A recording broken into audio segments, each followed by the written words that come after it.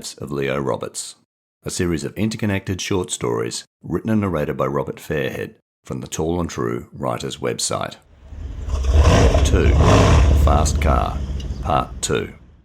Leo sat in sullen silence in the front passenger seat, staring out the windscreen as Bernie's car strained, towing his secondhand car on a hired trailer up the hills beyond the suburbs to the abandoned quarry. Bernie had known Leo since the boy was 8, first as a family friend through his relationship with Leo's great aunt Elsie, then as a surrogate uncle and male mentor. Bernie had taught Leo the things a father would normally teach a son: how to kick a football, ride a bike, and mend a puncture. He even took him rock fishing. Until the accident. Bernie had also helped with tools and know-how when Leo showed an interest in cars.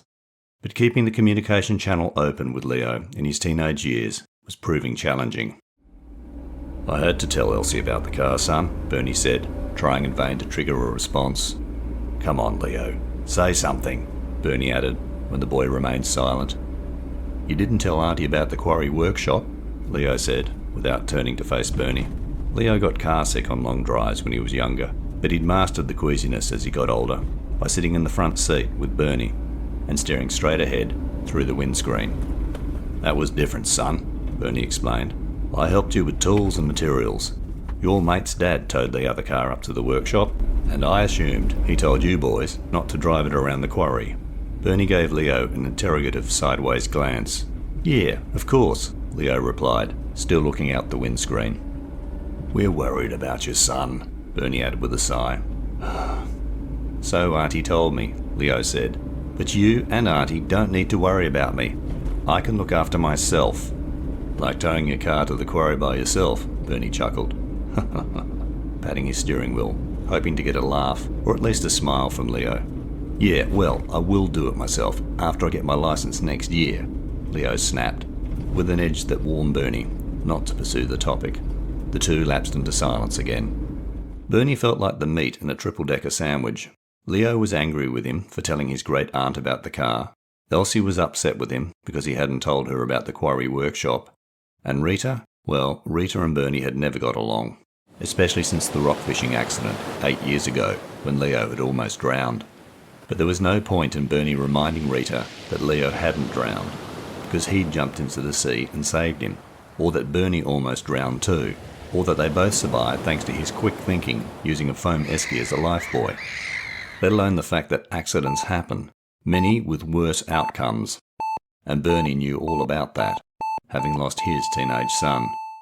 Bernie's face flushed hot, and he felt his heart beating hard in his chest. He took deep breaths and tried thinking calm thoughts, as his doctor had advised. "Are you okay, Bernie?" Leo asked, finally turning to look at his surrogate uncle. "Your face is red." Bernie managed a reassuring smile and chuckle. "Must be the altitude, son," he said. "My car's struggling with the hills." "And so am I." Leo gazed out the windscreen again. He wished he hadn't snapped at old Bernie, and he regretted shouting at Auntie Elsie at the kitchen table. She and Uncle Bernie were his favourite relatives, even if Bernie wasn't a real uncle. Leo had never met his extended real relatives. They lived in England, like his father, Billy, who used to send him birthday and Christmas cards.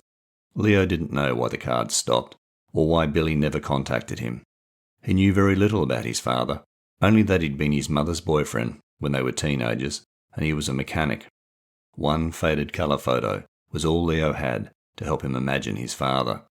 Billy was wearing greasy overalls, standing in front of a car with its bonnet up, but he wasn't smiling at the camera. The photo suggested, however, Leo had inherited more than his father's moody looks.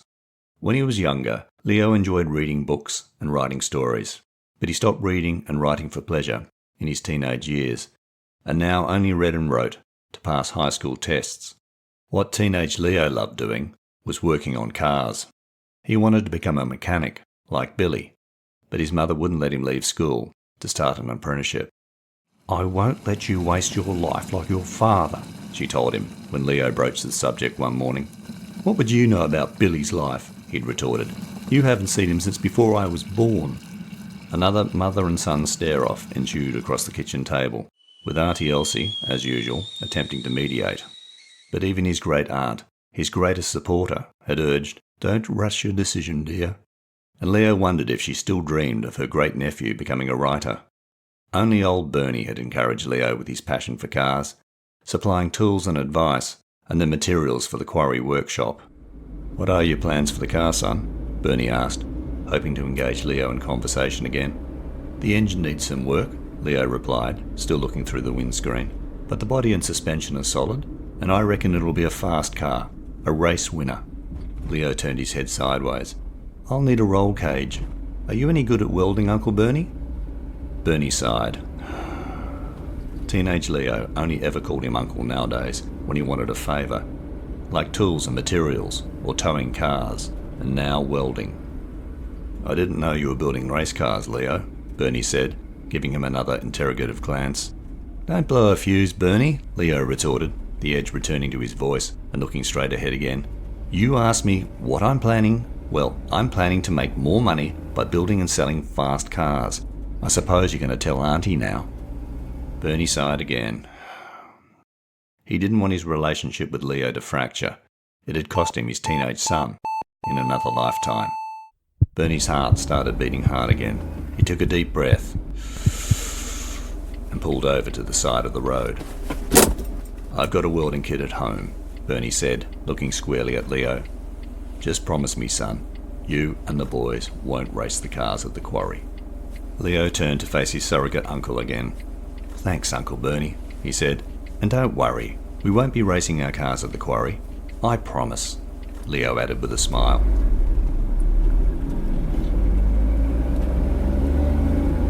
Hi, I'm Robert Fairhead from Tall and True Short Reads and the Tall and True Writers website. For Season 5 of the podcast, I'm writing and narrating a series of interconnected short stories exploring sliding door moments in the life of my central character, Leo, titled The 9 Lives of Leo Roberts. So far, I've released 3 episodes. Prologue, The Clinic. Pregnant teenager Rita waits with her Aunt Elsie at the clinic in the converted front room of a terrace house. 1. Rock fishing. A close friend of Elsie's and surrogate uncle to her great-nephew Leo, Bernie, takes the 8-year-old boy rock fishing. 2. A fast car. Part 1. Rita clashes with her 16-year-old son Leo after his great-aunt Elsie quizzes him about the second-hand car he's asked Bernie to tow to a workshop he and his mates have built in an abandoned quarry.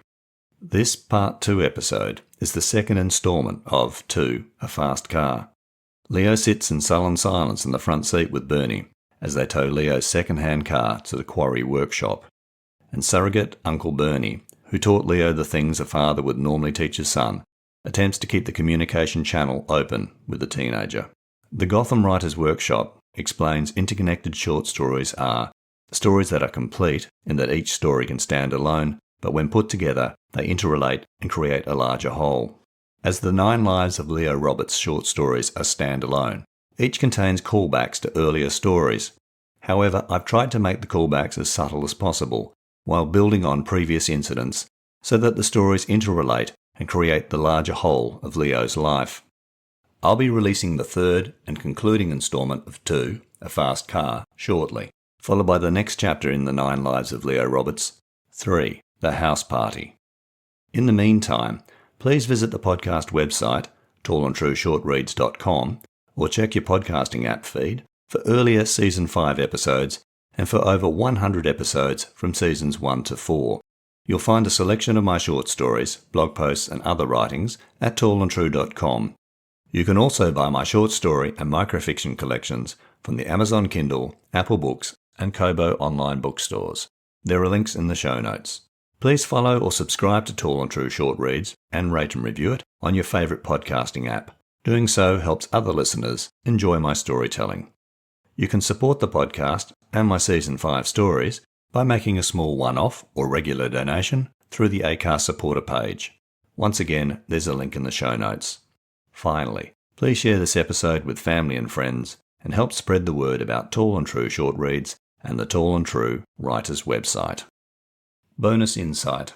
I record episodes for Tall and True Short Reads in my home podcast studio in Sydney, Australia, on the traditional lands of the Gadigal People.